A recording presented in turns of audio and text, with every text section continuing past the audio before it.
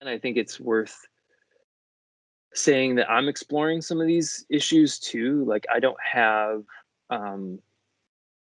the answers. I'm like looking around, I'm searching, I'm trying to figure this stuff out. This is something that I've been passionate about for a while, but I'm unclear, like, many of you expressed, I'm unclear as to exactly what to do about this situation that we find ourselves in. And we'll talk a little bit today about that situation. And we'll talk about a few places where some ideas about how to fix things or how to make things better have started, and sort of where those might be going. And then we'll get into some more details about some of those ideas later this week. So I want to, before we get started, I'm trying to think about like one of the hard things about doing something like this is that I want to be conscientious of the different groups that we have here in terms of the kind of diversity of time in school. Like you all are at really different places in your academic careers, and then also different levels of familiarity with the different terms that we'll be using, and folks who are a little bit more comfortable with political theory or political economy will probably find certain terms easier to understand than others. And so I want to sort of put a couple things down here as perhaps important terms, and then we'll kind of get things started. So there's 5 terms here. I don't know why the last one doesn't have a bullet point. So one is ontology, which is basically just the study of the nature of being. So, it's kind of a fancy word, but basically it just means, when we think about what it means to be, to live, to exist, that's ontology. And epistemology is the study of the nature of knowledge. So, how does knowledge come to be? What is it? How is it constructed? Autonomy is essentially the right to self-governance, whether that's within an individual, within a community, or within a sort of nation state. And then there's this term convivial, which you'll hear towards the end of the lecture today, which generally means lively, joyful, or friendly, although we'll see ways in which that term becomes much more specific in the writing of a guy named Ivan Illich. But convivial is a nice word that I like a lot. And then the last one is hegemony, which is the dominance of one idea or social group over others. So you'll hear me say capitalist hegemony oftentimes in this talk. Okay. Here we go. So we're going to get started. So there's kind of an epigraph for each section of this talk. So this is the first one. And I only have a couple slides. I have the epigraphs on each slide. And so it's gonna be a lot of me talking, but hopefully that PDF that I uploaded will help you follow along. So we design the world and the world designs us back. This was written by Arturo Escobar, whose books Designs for the Pluriverse and Pluriversal Politics have been really influential for me. And then he also wrote this quote, "Another possible is possible." And he's inspired by the Zapatista slogan, "Another world is possible." And I think that's a really important thing to remember, is that the world we're living in is constructed and it could be different.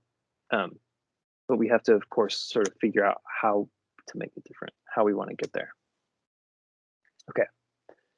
So I'm just going to leave these quotes up, and then we'll get to some more quotes later.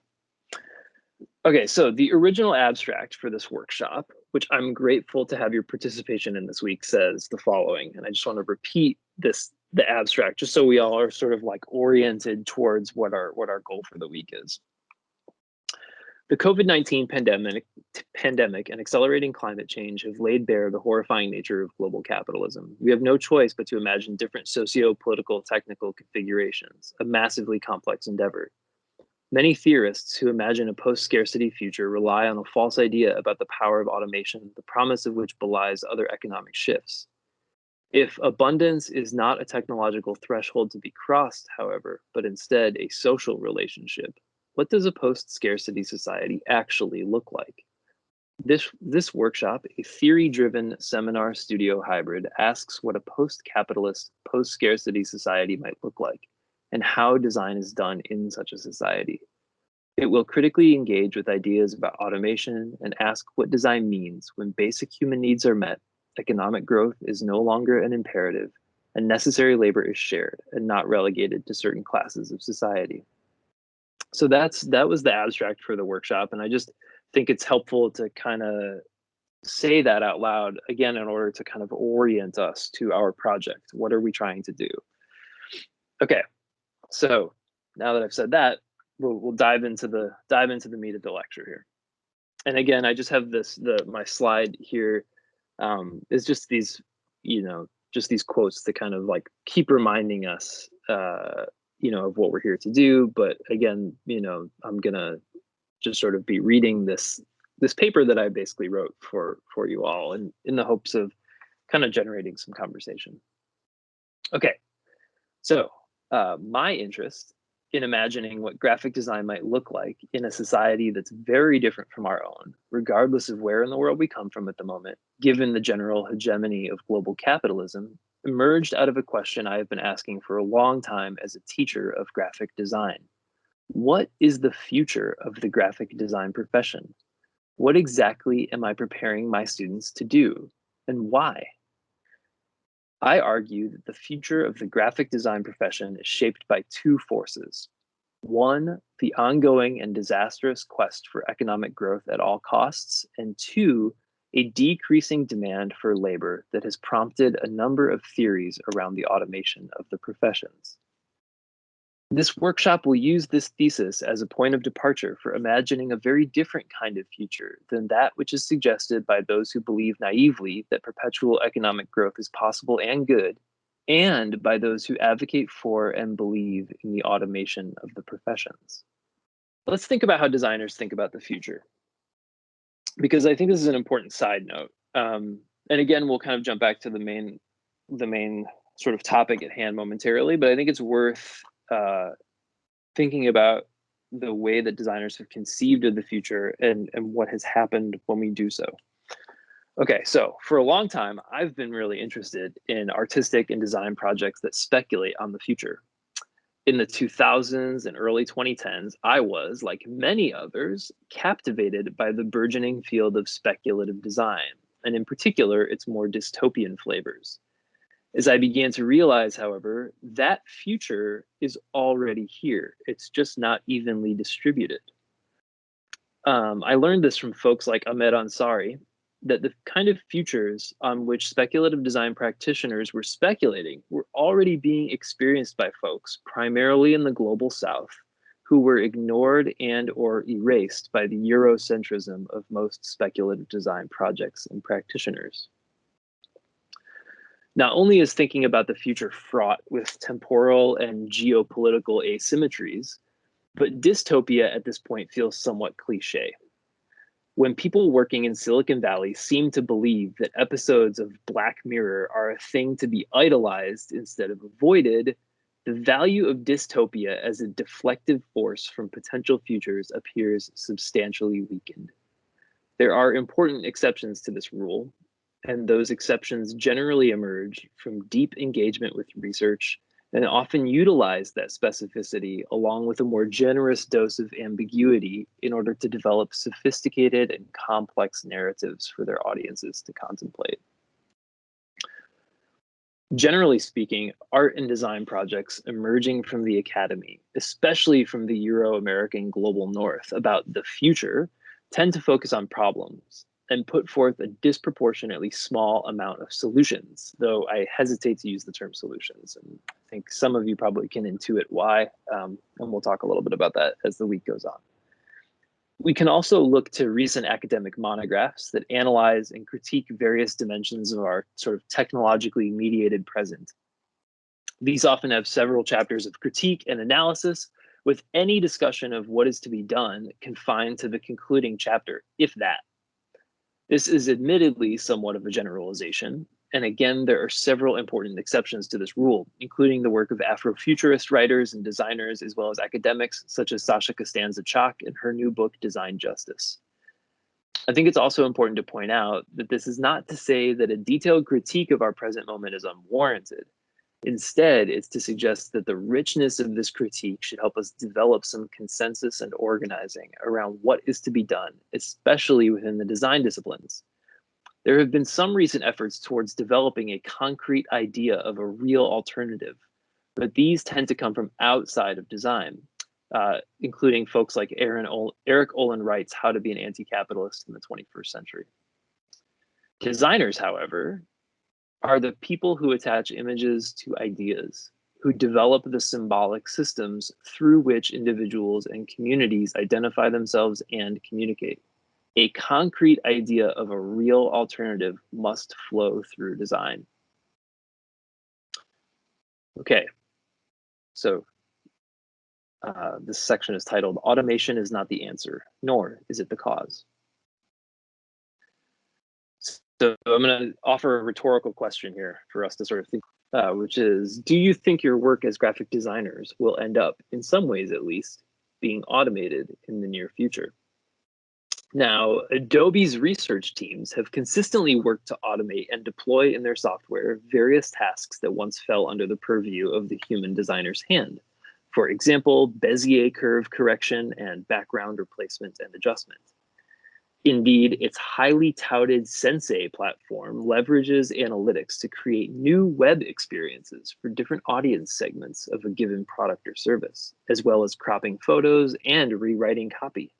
In light of the advances made by machine learning and artificial intelligence researchers working to varying degrees in the spaces in which graphic designers might be said to sell their labor, I've begun to fear for my students' livelihoods. My interest in the relationship between automation and graphic design eventually became the basis for an article I wrote for a journal called Design and Culture. And the article was called Creativity as Computation, Teaching Design in an Age of Automation. When I wrote this article, however, I was not familiar with an economic historian named Aaron Benenov, whose work, in particular his new book, Automation and the Future of Work, is one of the animating forces of this workshop. I have a copy of it here. I'm going to share some parts of it that he wrote before he wrote the book with you all. But yeah, Automation and the Future of Work. It's really good. Okay. Benenov's book is devoted to upending the prediction coming from both the utopian and dystopian angles that most, if not all, labor will be automated. Both are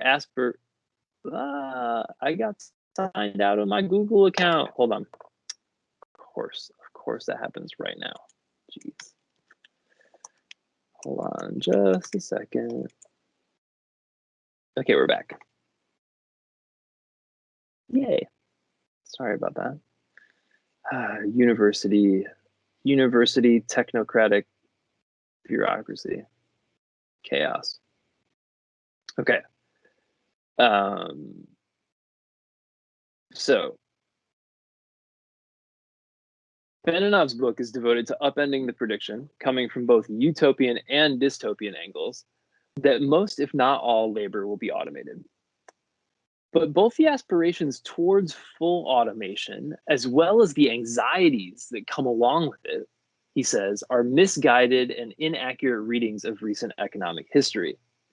The cause for job loss in industrial sectors, which is sort of how this whole idea of the automation of everything comes about, he says, is not automation, but rather intentional mass deindustrialization facilitated by nation states and incentivized by finance capital, an overall increase in productivity per worker, and a resulting decreasing demand for labor with a shift towards systemic and large-scale underemployment especially as industrial labor shifts to the service sector. We'll talk more about this later, and you're going to read some work by Benenov as well that details this thesis. There's been nothing, he argues, to replace industrial production as a growth engine for economies across the globe. In my Design and Culture article about the automation of graphic design, like critics and evangelists of automation alike, I took the automation of graphic design as a given. Instead of questioning that assumption, I looked at its potential consequences and how we might resist those consequences. But maybe, as I learned from Benenov's writing, this inevitability wasn't so inevitable at all. Benenov's work is an insightful foil to the assumption that professions will succumb to automation, but it's also a warning.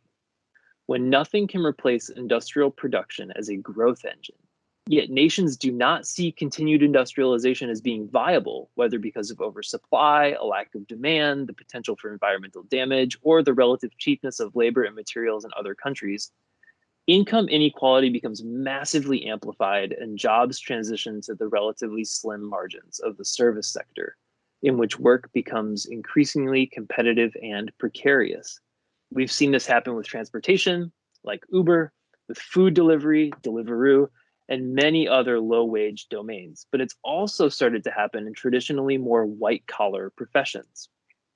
This trend is likely to continue. In this sense, the automation of design will not destroy our jobs. Instead, it will happen from the inside and from above, from on-demand freelance services coordinated through platforms like Uber or TaskRabbit.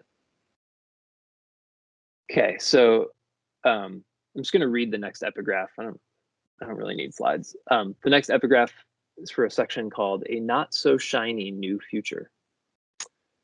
And there's two quotes I want to share with you. One is by W.E.B. Du Bois in his book Dark Water, and he writes, "Who shall be artists and who shall be servants in the world to come?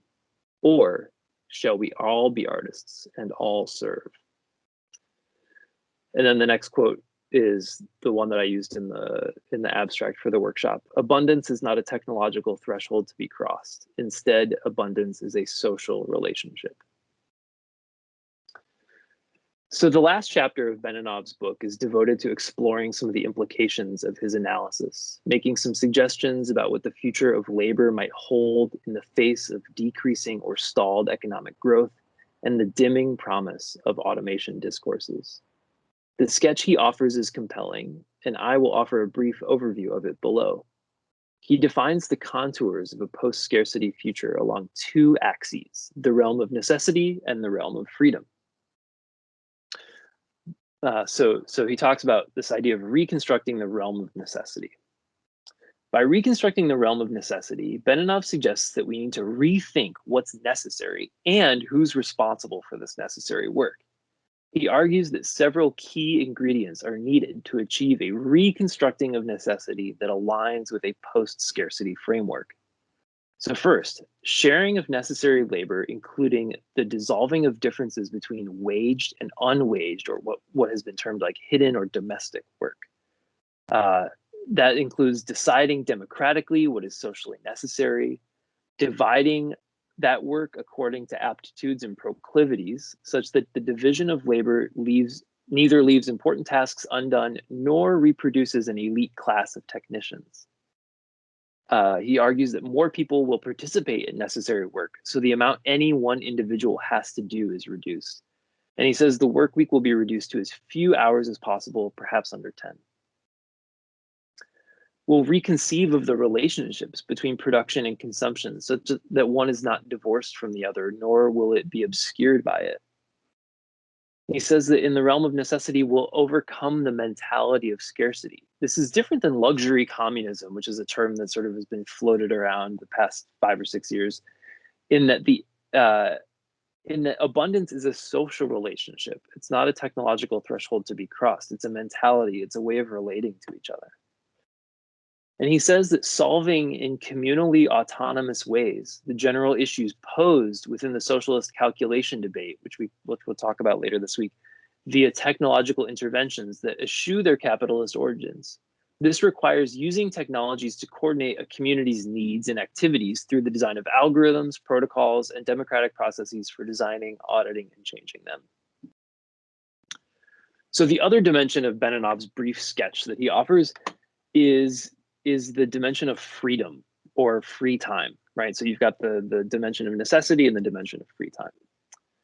And there are a few key aspects of the reorganization of social life and free time that he suggests are possible. First, the reconstructing of the realm of necessity leads to increased social solidarity as we all begin to share the labor of necessary work, which then leads to the expansion and equitable sharing of free time and the realm of freedom. In redefining abundance for ourselves and reimagining what's necessary, we would achieve through a collective social project what automation hopes to achieve technologically. In other words, we don't need everything to be automated to enjoy what would happen if it were. The reorganization of social life to reduce the role of necessary labor is not, therefore, about overcoming work, right? It's about freeing people to pursue activities that cannot be described simply as work or leisure. So how will resources be allocated to these pursuits? Well, Benenov suggests loosely that it will happen through democratic decision-making, voluntary participation in associations, and federations of those associations. And he says also, this is really interesting, that dynamism and innovation would primarily come through these pursuits as opposed to through the realm of necessity. So people would be free to pursue their interests, especially as members of voluntary groups and associations, through which tools and knowledge would be shared, resources allocated, and these pursuits would lead to new innovations both within and across sectors of society. So this is a really interesting, like, to me, the last chapter of Benenov's book was a really exciting sketch that gave me some concrete ideas to hold on to about what a post-scarcity future might look like that is more about community, more about interrelationships, more about solidarity, and not just sort of about this kind of individualism that comes along with automation, particularly when that automation emerges from technologies that were built with capitalist purposes in the first place. One shortcoming, though, I find of Benenov's work is that it lacks a kind of broader geopolitical context. And so there's a few other books I want to draw on to sort of flesh out like what he's thinking about and to sort of like poke some holes in it or maybe think about questions about it. And there are kind of three strands of thought that I think can bolster Benenov's argument. One is scholarship around degrowth. There's a concept called degrowth that we'll talk quite a bit about. And it basically means what it says. It means like not growing, right? Or the opposite of growth. The second concept is Arturo Escobar's concept of the pluriverse. And then the third concept is Ivan Illich's idea of conviviality. So I'm going to just share my screen really quick because I want to share these quotes with you because I think they're quite beautiful. And then I'll jump back to sharing me. There's two quotes here. One says, "How can a civilization that takes pride in its rationality rest on the mad idea of an infinitely large economy?" And then the second quote is, "Why do the masses fight for their servitude as if it were salvation?" The first one is from a recent book called The Case for Degrowth, and the second one is from Spinoza's Theological Political Treatise, written in 1670. And you know, it's maybe, I don't know, maybe sad or maybe interesting that things maybe haven't changed so much. Okay, so those two quotes are important to lead with. So while Aaron Benenov sketches the contours of and perhaps gives us a heuristic for what a post-scarcity might look like at the local or community level, the broader picture of state and geopolitical situations in which we might make some of these changes remains pretty fuzzy. Some additional examination of the problems that proponents of automation suggest it will solve can illuminate the bigger picture and bolster the social heuristic that Benenov begins to outline. And what I mean by heuristic is basically the idea that like a heuristic is something we can kind of check ourselves against. It's like, oh, if we can kind of look at what Benanov is talking about, sort of reconstructing the realm of necessity, reimagining freedom and free time, if maybe we can like look at those as benchmarks as a way to say like, oh, are we doing this? We might be on the right path. One of the important analytical frameworks to sort of bolster this heuristic is the concept of degrowth. So while it might seem self-explanatory that the dominance of the current global economic system has been predicated on the exploitation and immiseration of humans and non-humans alike, a specific analysis geared towards its key underlying assumption will contextualize the value of what Benanov is saying. That key assumption underlying global capitalist hegemony is that perpetual economic growth is natural and that humans are innately driven towards economic and material expansion. But there is, in fact, nothing natural about perpetual growth. The authors of this book, it's a terrific little book called The Case for Degrowth. They write that common senses often work to protect the status quo by making business as usual appear natural and logical. Today's common sense about economics suggests that not only perpetual economic growth is possible, but also desirable.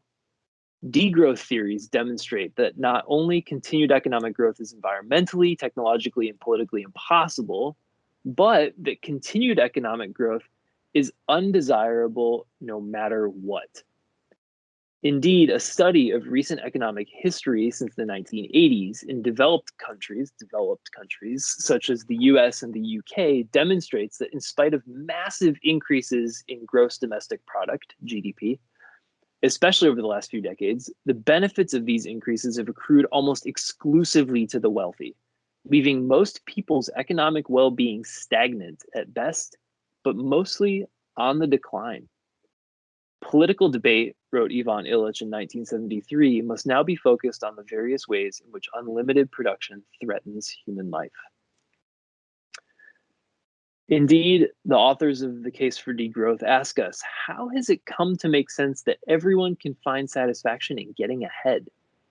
Our imaginations, writes Ivan Illich, have been industrially deformed to conceive only what can be molded into an engineered system of social habits that fit the logic of large-scale production. This dominant imagination today is the individualist imagination. The individualist and hyper-competitive system that produces this deformation of imagination ensures that we pursue what Ulrich Beck called biographical solutions to systemic contradictions. In other words, we try to fix giant social issues by improving ourselves, by doing something better, by working harder, by exercising more.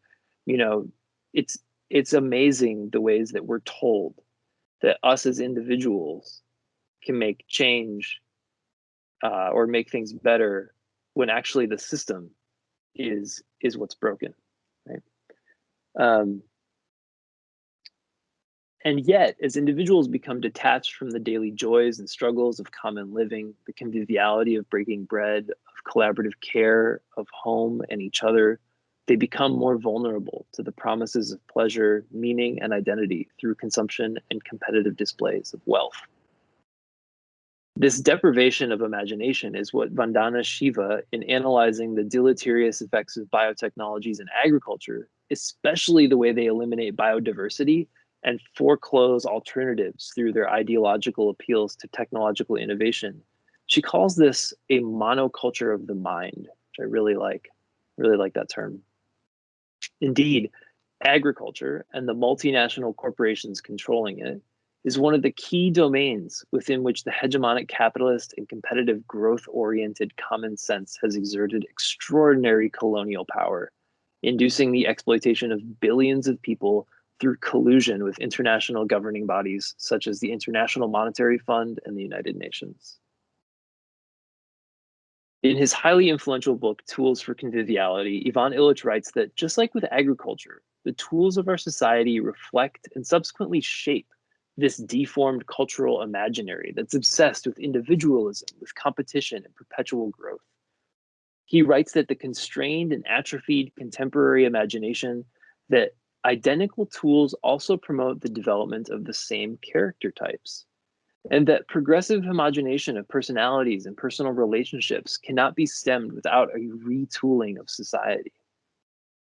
In other words, our imaginations about what our society can be, about what we can be, that is impoverished by design. To recognize the nature of desirable limits to specialization and output, we must focus our attention on the industrially determined shape of our expectations. And what better thing to industrially determine the shape of our expectations than design, right? So Illich argues that in a society such as ours, obsessed with productivity and efficiency in the service of infinite growth, means become ends and tools become purposes. By tools, Illich means that what he means by that is, like, he says, all rationally designed devices, be they artifacts or rules, codes or operators, like computers, highway networks, drills, or institutions like schools, factories, or hospitals. In his conception, tools, broadly understood, reach thresholds beyond which they become irredeemably damaging to people and the environment. This begins in the colonial era, gains force with the Industrial Revolution, and completely restructures society, yielding the kind of individualist, growth-hungry, hyper-competitive world we live in now. Many technologies or tools based on specialized knowledge, such as medicine, energy, and education, surpass their thresholds sometime in the mid-20th century, he suggests. Once these thresholds are passed, the technologies become not only profoundly destructive in material and cultural terms, but fatally disabling of personal and collective autonomy. Illich believes, not necessarily unlike Marx before him, that machines enslave men. This is not to say that technology itself is the problem, though. It's the societal values within which the technology is developed, which then comes to shape those very values in the first place. Without saying more here, it should be obvious that the damage that the prevailing common sense and its intended institutions and technologies have wrought, damage born unevenly across people, cultures, and the non-humans with which they're interwoven in environments that are coming apart at the seams. Scholars of degrowth, however, do a nice job of correlating this violence with the perpetual growth machine and its accompanying cultural imagination. They write, growth has been enabled by hierarchical sociocultural systems that support unequal exchanges of labor and other resources between countries, between people, between humans and their natural environments. Gendered expectations have interacted with evolving racial, class, and colonial hierarchies to minimize the costs of producing, sustaining, and exploiting humans. The sacrifice of diverse pre-existing identities and relations leaves deeply felt legacies. So wrapping a broader program around those things that Aaron Benenov sketched out about the sort of reimagining of what's necessary and the reimagining of what's freedom or free time, scholars of degrowth call for halting the growth of material use and market transactions, and instead building institutions, relationships, and persons to live well without growth. Degrowth calls for slowing down in ways organized to minimize harm to other humans and non-humans. Degrowth seeks to liberate people's time and energy to engage life's journeys with patience, compassion, and care for self and others, rather than desperately working more and buying more to escape the pain, sadness, and frustration of finding meaning in the face of life's vulnerabilities. Degrowth is not forced deprivation, but an aspiration to secure enough for everyone to live with dignity and without fear, to experience friendship, love, and health, to be able to give and receive care, and to enjoy leisure and nature. Importantly, degrowth does not claim one unitary theory or plan of action, while its ideals call for a shifting of productivist ambitions and consumerist identities towards visions of the good life, characterized by thriving and conviviality amongst humans and ecosystems. Now that we hear them call for visions, and I ask, like, how can these visions be constructed? Who is in a position to put forth these visions, and how might they do so? I think that's where you all come in.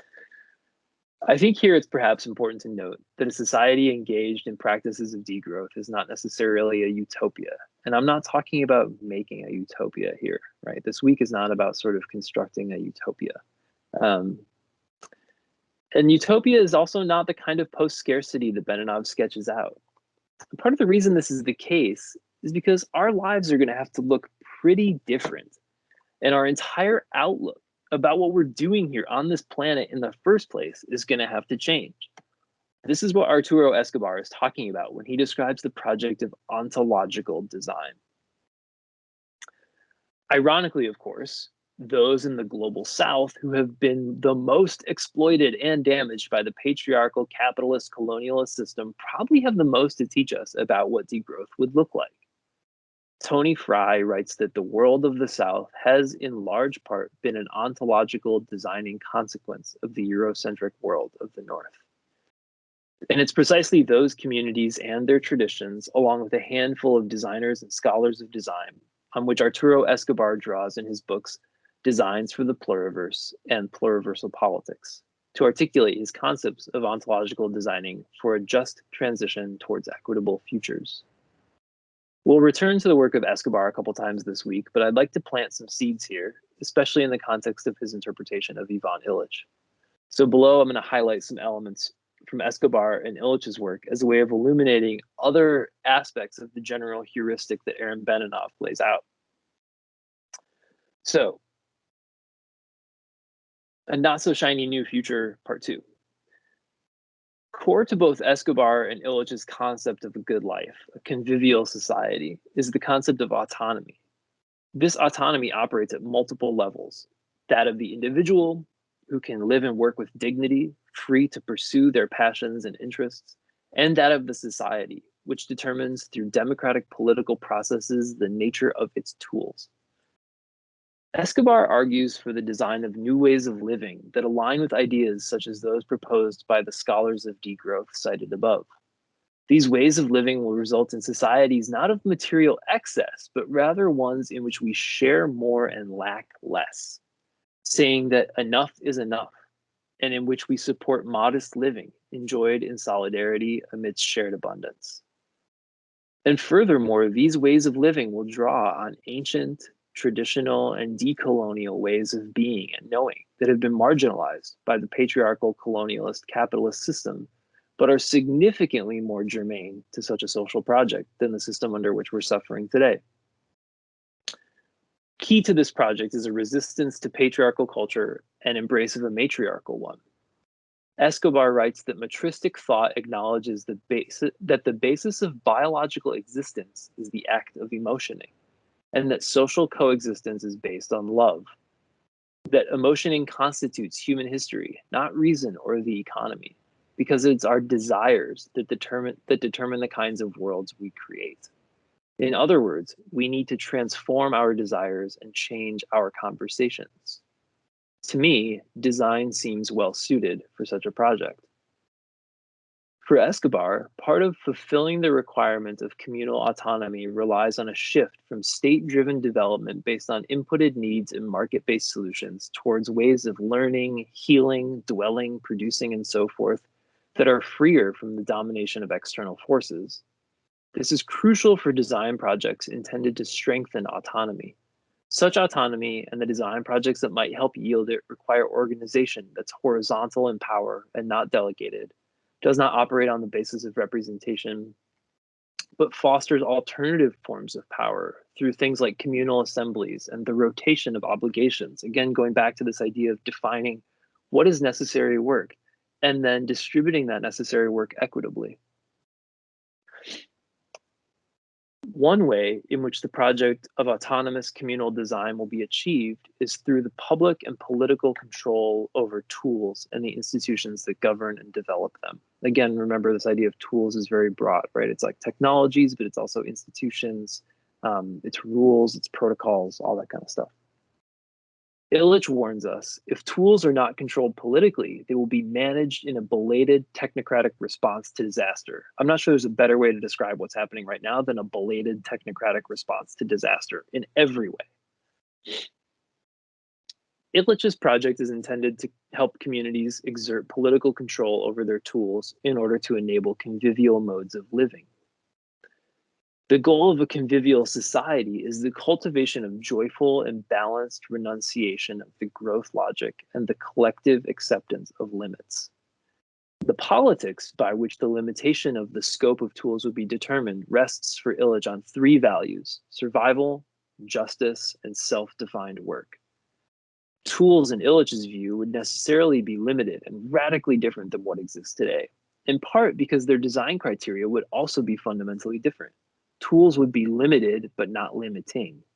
Again, this echoes the calls for change from scholars of degrowth, who ask us to reconsider what enough and abundance actually are, and how those concepts are constructed for us in the first place.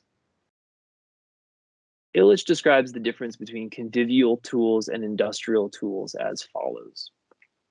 Convivial tools are those which give each person who uses them the greatest opportunity to enrich the environment with the fruits of his or her vision. Industrial tools deny this possibility to those who use them, and they allow their designers to determine the meaning and expectations of others. Most tools today cannot be used in a convivial fashion. Escobar emphasizes Illich's words, writing that a plurality of limited tools and of convivial organizations would foster a diversity of modes of living that would acknowledge both the memory and the inheritance from the past as creation, right? Again, going back to this idea that like there are so many types of knowledge that have existed before now that we've kind of pushed to the side in the service of this constant attempt at growth, when those knowledges that we've discarded would actually be the things that would benefit us most. And then Escobar cites Illich at length here, and I think this is a great quote. Convivial reconstruction implies the dismantling of the current industrial monopoly, not to suppress all industrial production, right? Remember, we're not talking about like total, return to like the Stone Age or something, right? A continuous process of convivial reconstruction is possible on the condition that society protects the power of persons and collectivities to change and renew their lifestyles, their tools, their environments. Said otherwise, their power to give their reality a new face. Again, to me, all of these things resonate with what I feel like we do as designers. Placing limits on industrial production has for us the goal of liberating the future. Note the resonances here with the way that Benenov suggests innovation will likely come from the domain of free time rather than from the realm of necessity, right? So to kind of wrap things up here, I know this was long, but you have the text of it. I'd appreciate it if you didn't share it with anybody, because I'll probably turn it into a paper at some point. But please feel free to return to the PDF that I shared in the Teams folder. I'm just going to read this little conclusion here, right? So to sum things up is where I ask us to humbly begin. We assume that the dominant Western, capitalist, colonialist, and patriarchal ways of living, working, and being are not only unsustainable, but actively destroying any chance for a better life for humans and non-humans alike. We assume that the answer to this problem is not the automation of all work, because empirical evidence shows that automation does not have the power ascribed to it in popular and academic discourse. The answer is therefore a political and social one, not a technological one. Changing our ways of living, being, and working, a new ontological design, is first and foremost about changing our values, our understanding of what work is, what is necessary, and how we arrive at those determinations in the first place. It requires a decentering of the individual and a recentering of community, of relationships, and of interdependence. Doing the above requires a renewed sense of imagination, one that reaches beyond the confines of its atrophied condition under the hegemony of global capitalism. And this is a design imagination that avoids the traps of capitalistic industrial instrumentation and goes beyond the ontology of separation that thrives on hierarchy, competition, aggression, and the control of humans and nature. It's the goal of this workshop to help you begin to cultivate this kind of imagination. You do not need to find answers. You do not need to solve the problems that this lecture lays out. That's the fallacy of individualism, to which designers, you and me alike, have always succumbed. I ask merely that we start to try to imagine something different, if only briefly. And I think that idea of imagination is sort of where I want to end. Is this that I think, we talk a lot about creativity in design, but we don't talk about imagination. And our imaginations have been so deeply, curtailed and constrained by the tools and the ideologies embedded within those tools and that sort of cyclical process of feedback that they have with one another. So hopefully, some of these ideas in here and this workshop this week, where we'll sort of flesh some of those ideas out in a little bit more detail, can help us really sort through how to rebuild our own imaginations so that we can think about what can be next. We can think about how to make things differently, and we can think about maybe how to use some of these writings as a benchmark for the ways that we want to think about society existing, and particularly the role of design in that society.